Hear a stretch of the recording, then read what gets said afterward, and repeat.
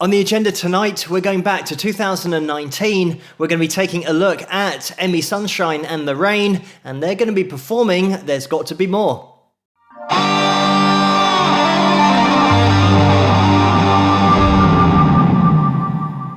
Hello, Phil here from Wings of Pegasus, and welcome to another analysis video. If you enjoyed this video, please give it a thumbs up and subscribe.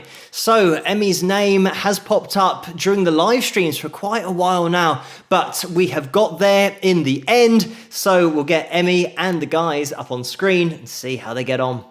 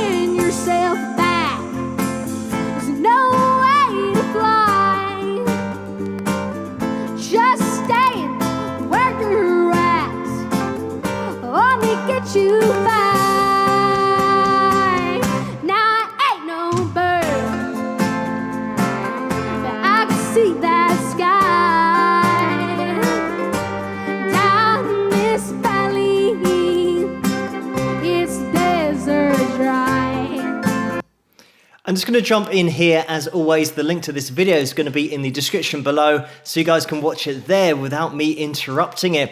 But first of all, to mention that Emi, in this performance, I think is 16, maybe 15 years of age. She was born in 2004, so that would place her in at 15, and just to make everybody feel old. But what I love about this performance is, first of all, original material, playing and singing at the same time, the vocal, which is just spot on, right between the eyes the whole time, and there's that tiny bit of vibrato that is so natural within Emi's voice.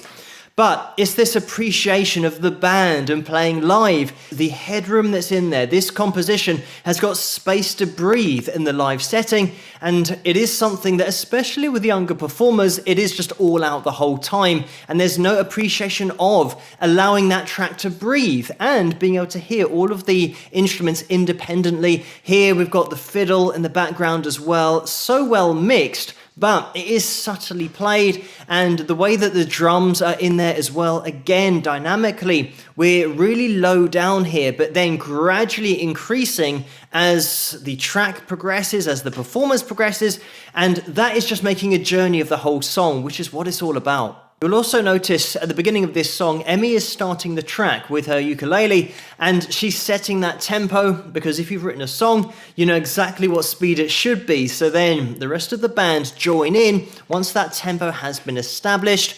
And she's got that cry in her voice. If you do listen out carefully, you'll be able to hear that her vocal technique is so natural, and I know that it is something that she started singing at a very young age, but she's already a young age still. So when we're talking about a 15-year-old, a 16-year-old, there's still so much room to grow. But the great thing is the fundamentals are in place. Just to show you guys the chords, this isn't going to be an instructional video. And of course, Emi's playing a ukulele and the tuning's different. So if you're looking at her chord shapes, they're not going to match up to what you would be playing on the guitar.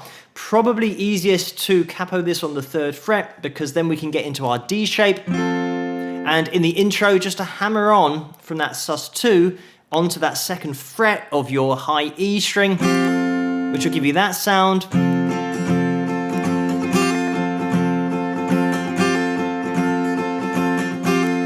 Like that. And pretty much from there, we've got the D down to the E minor.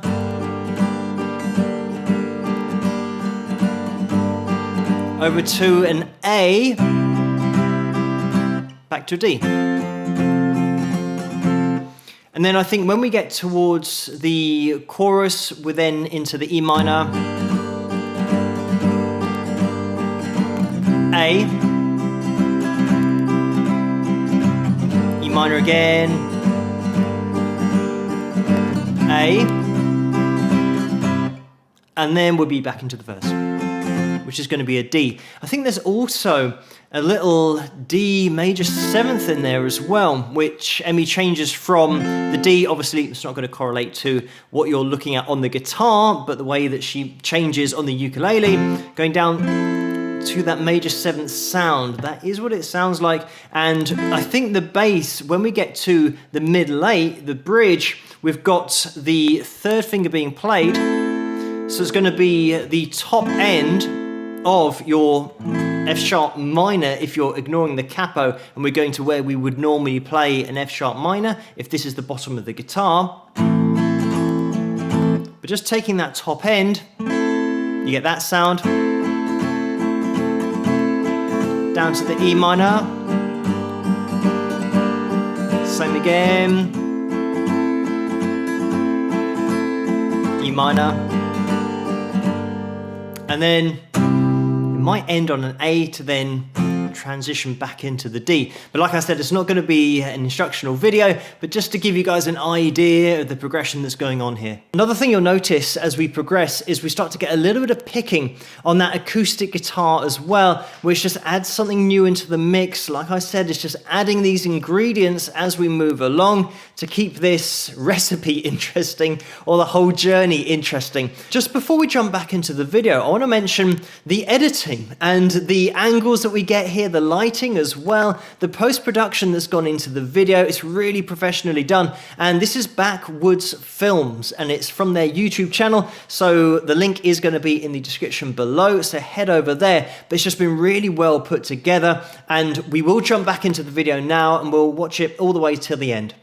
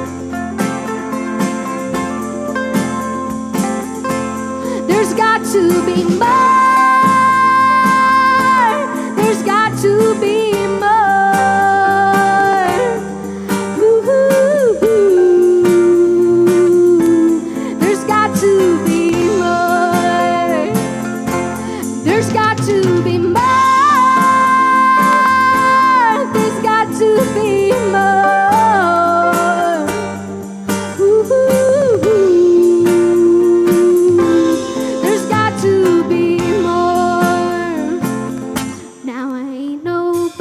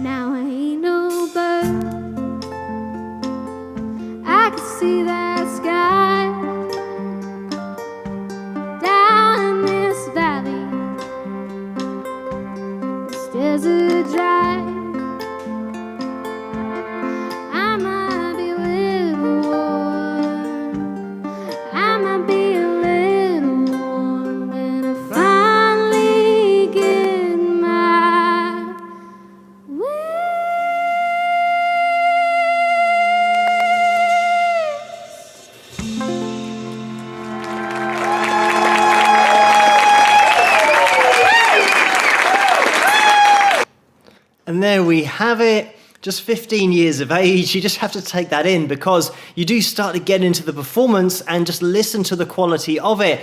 And just to mention as well, when I said about the picking on the acoustic guitar, as you guys would have noticed, as soon as he turns around, you think, well, that's either the smallest acoustic guitar in the world or it is a mandolin. And you can hear that it's a mandolin as well. So just to rectify that with my previous comment. But the same thing applies in terms of picking out single notes from the chords to add a little bit of interest and a little bit of something different that we haven't heard previously. And that's something that Emi also starts to play towards the end, more fingerstyle, just picking out single notes and bringing the dynamic down to that point of now not thrashing away with that right hand, getting all of that strumming in. It's now just down to those single notes. So we have got that light and shade throughout the whole performance. Another thing to mention is that even though Emi is still young, she's obviously already got the appreciation of the concept of being in a band.